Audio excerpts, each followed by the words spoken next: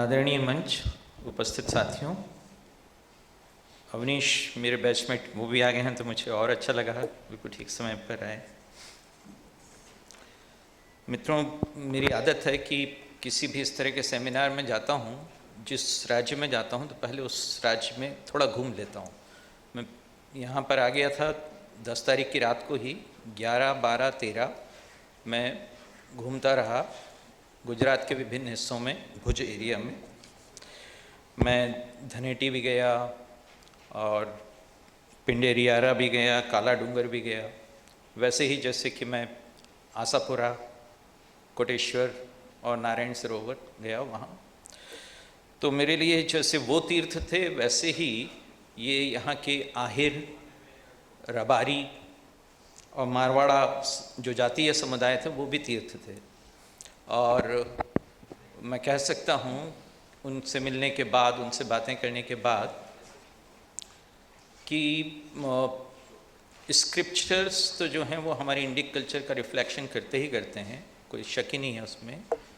लेकिन ये जातीय समुदाय जो हैं ये भी इंडिक कल्चर को रिप्रेजेंट करते हैं और रिफ्लेक्ट करते हैं अपनी तरह से। और चूँकि बात इंडिक कल्चर की, इंस्टीट्यूशंस की और राष्ट्रीय शिक्षा नीति की हो रही है, तो मुझे जो है लगा कि इन समुदायों को देखकर लगा कि शिक्षा की सामाजिकता क्या होती है, शिक्षा की पारिवारिकता क्या होती है। वो एक आयाम मुझे समझ में आया। हम इंस्टीट्यूशंस की बात कर रहे हैं आज के सत्र में, लेकिन शिक्षा सांस्थानिकता से मुक्त कैसे हो सकती है, इसका उदाहरण वहाँ मैंने देखा, जहाँ वो एम्ब्रॉयडरी और जो दूसरी कलाएँ हैं उन्हें उनका परिवार सिखा रहा है, और वो एक तरह की सामाजिक पूंजी है और एक शेयर्ड ऑथरशिप है उसमें। तो यदि इवान इलिच का जो डी स्कूलिंग सोसाइटी का सपना था, वो यदि कहीं इतने बरसों से, इतनी शताब्दियों से साक्षात हो रहा है, तो वो उन समुदायों में हो रहा है।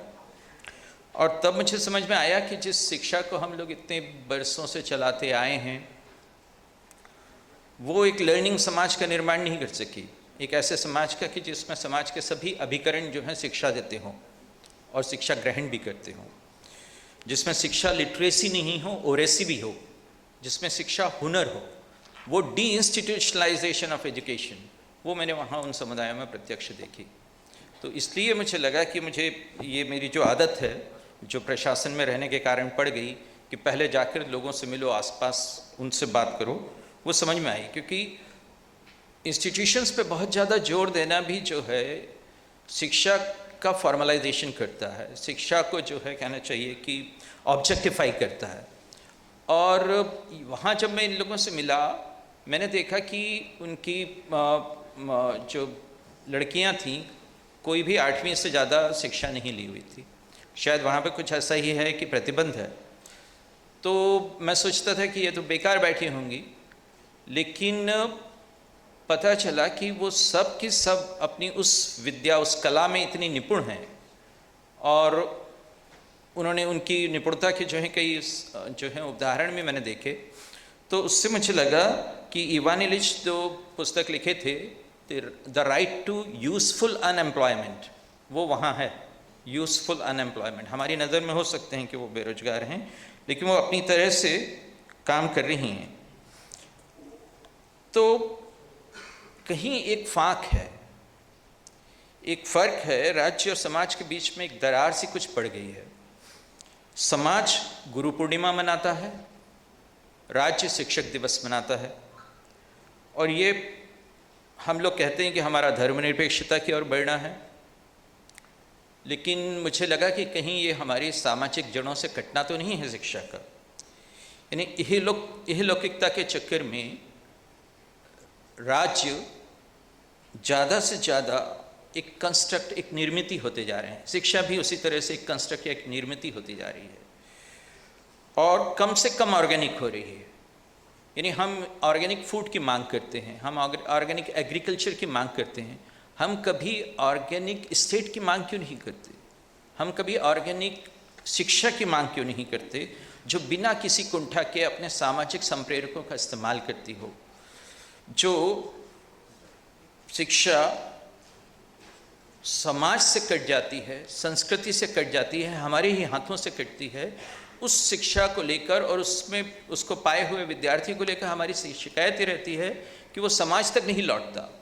उसके लौटने के रास्तों में हम ही ने तो ही माइनफील्ड्स बिछा रखी हैं। और पुराना समय था, जिस इंडिक कल्चर की हम बात करते हैं, जिसमें शिक्षा जो है वो ऐसी थी कि वन में पढ़ाने वाला गुरु जो है वो अपने विद्यार्थी को तैयार करके समाज में भेजता था। आज समाज में पढ़ाने वाला शिक्षक जो है वो विद्यार्थी को तैयार करता है प्रतिभा पलायन के लिए।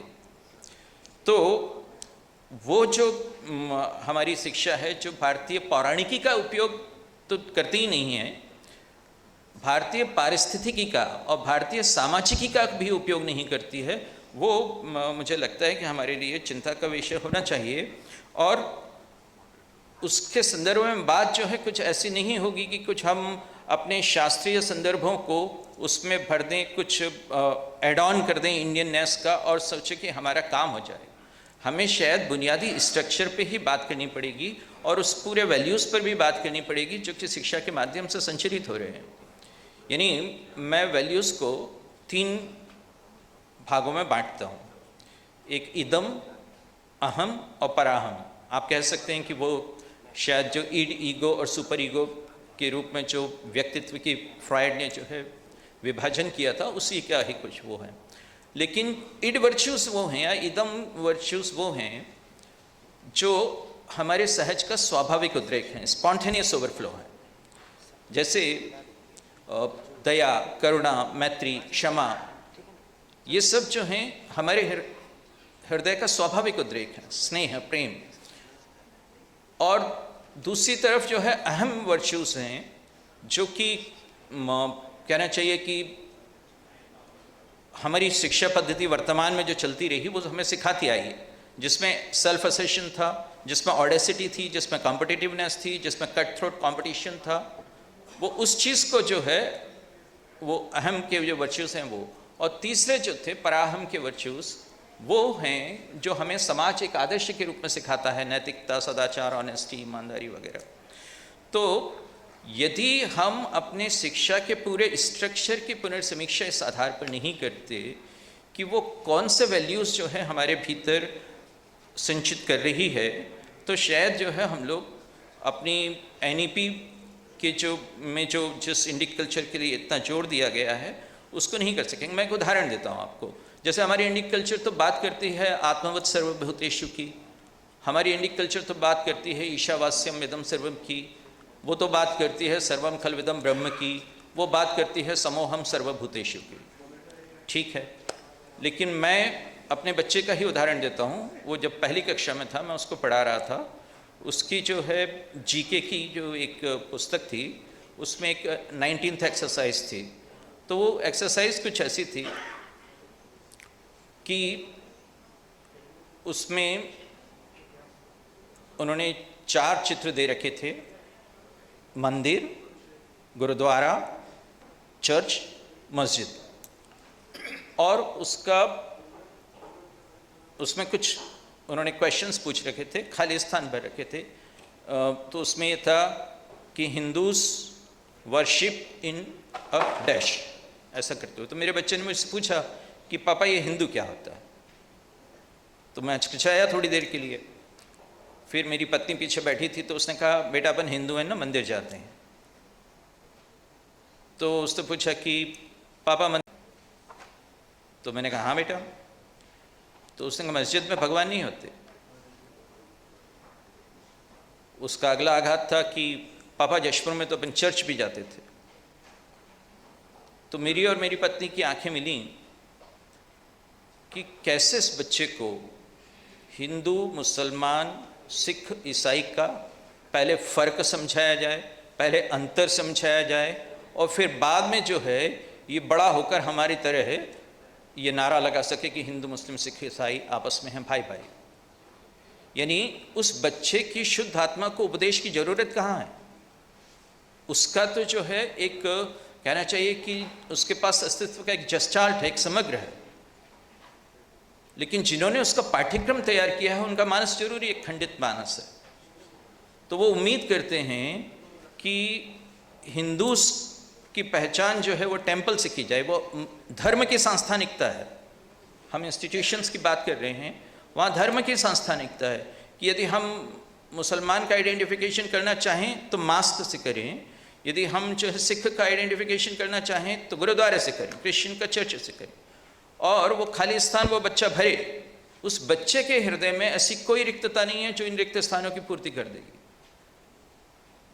यानी मुझे याद है कि हमारे कैशोरी में कभी ये जो इस तरह का विवाद चला था कि गणेश का पढ़ाना जो एक तरह की सांप्रदायिकता है, लेकिन मुझे लगता है कि वो तो सिर्फ पौराणिकी के एक पात्र से परिचय है, स्वायत्त और निरपेक्ष परिचय है। असली सांप्रदायिकता तो ये है जो पहचानों के कोष्ठक स्थापित करती है, बच्चे की पहचान को उसमें घेरती है, उसको फर्क बताती है, उसको अंतर बताती है, डिफ्रेंशिएटेड जो सोशल जो कम्युनिटीज हैं उनके बीच का। तो ऐसे शिक्षा, ऐसे मूल्यों का संचरण करके उम्मीद करती है कि फिर वो आत्मवत सर्वभूतेषु तक पहुँचे। वहाँ कहीं जो है बुनियादी परेशानियाँ हैं जिसको, तो ये जो सांस्थानिकता है, इसके इशू को जो कि एनईपी में है, उसको हमें आज इस रूप में भी देखना चाहिए। तो मैंने स्थानिक और लौकिक तरीके की बात की, लेकिन एक वैश्विक तरीके से भी देखें तो आज कुछ संकट हैं हमारे सामने, और ये संकट हमारी एनईपी तो अब पहचानी है तो उसकी बात कर रही है। लेकिन 21 मार्च 1952 को हाउस ऑफ रिप्रेजेंटेटिव्स में मिशिगन के जो पॉल शफर हैं, उन्होंने कहा था, एक पूरा पर्चा पढ़ा था उन्होंने, is there a subversive movement in our schools. उसके बाद कुछ ही दिनों बाद जो है आयरीन कैरोबली ने एक अमेरिकन लीजन मैगजीन थी, उसमें एक आर्टिकल लिखा, और उसमें उस आर्टिकल का शीर्षक था your child is their target.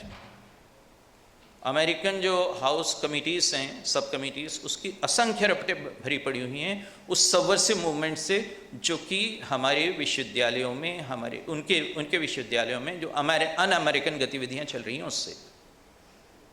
हमारे यहाँ की हमने नहीं देखी ये गतिविधियाँ, हमारे कुछ शैक्षणिक परिसरों में चलती हुई, और यदि वो चल रही हैं तो इंडिक कल्चर उसके हिसाब से जरूरी है। इंडिक कल्चर इस हिसाब से भी जरूरी है, अभी जिस औपनिवेशिकता की चर्चा कर रहे थे दीक्षित जी, उस हिसाब से भी जरूरी है। क्योंकि आप देखिए तो आयोवा स्टेट यूनिवर्सिटी का भी एक रिसर्च पेपर है, वो उसका नाम है burn it down, burn it down, the incommensurability of universities with decolonisation. तो डीकोलोनाइजेशन से यूनिवर्सिटी की इनकमेंसुरेबिलिटी उन्होंने इस आधार पर आकी है कि यूनिवर्सिटीज़ जो हैं उन्होंने, उनका स्थापन ही जो है इस तरह से हुआ, उनका प्रचलन ही इस तरह से हुआ कि वो कॉलोनाइजेशन के लिए एक तरह के इंटेलेक्चुअल वेपन की तरह काम कर सकें। ये वो रिसर्च स्थापित करती है। ऑक्सफोर्ड विश्वविद्यालय में जो है आजकल इन दिनों इस चीज़ पर अध्ययन हो रहा है कि किस तरह से स्वयं ऑक्सफोर्ड विश्वविद्यालय ने कॉलोनाइजेशन में मदद की, और वहाँ पर जो है डीकोलोनाइज्ड यूनिवर्सिटी करके जो है पूरा आंदोलन चल रहा है। और वहाँ के पूर्व छात्र रहे जो सेसिल रोड्स की मूर्ति जो है वहाँ पर लगी हुई थी, उसको अब गिराने की मांग चल रही है, क्योंकि उसने दक्षिण अफ्रीका में और अफ्रीका के दूसरे हिस्सों में जो हैं, जो वहाँ के स्थानीय निवासियों पर अत्याचार किए उसके लिए। तो हमें जो है इंडिक कल्चर की आवश्यकता इसलिए है कि हम जो है उस तरह की औपनिवेशिकता से अपने उनको मुक्त कर सकें, और वो जो समस्या है वो सांस्थानिक और स्ट्रक्चरल है। वो समस्या इस रूप में है कि एक हिडन करिकुलम है, जिसकी बात आयोवा स्टेट यूनिवर्सिटी का वो रिसर्च पेपर करता है, एक गुप्त पाठ्यक्रम है जो चल रहा है। जब तक कि हम उसको डिसमेंटल नहीं करेंगे तब तक हम ये झेलते रहेंगे कि डिसमेंटलिंग ग्लोबल हिंदुत्व के नाम से जो है 53 यूनिवर्सिटीज इकट्ठी हो जाएं, और कोशिश करें, असफल कोशिश ही सही लेकिन कोशिश करें कि डिसमेंटल कर सकें। कि हमें उस स्ट्रक्चर को भी, जो उस हिडन करिकुलम को भी जो है किस तरह से उसको डिसमेंटल करना है, उसकी कहीं होनी चाहिए। कोई तो है ऐसी चीज़ जो अनइंडिक है, कोई तो ऐसी चीज़ है कि जिसके कारण एक पर्टिकुलर यूनिवर्सिटी को जिन्ना जो हैं वो अपना आर्सेनल कहते थे, अपना शस्त्रागार कहते थे।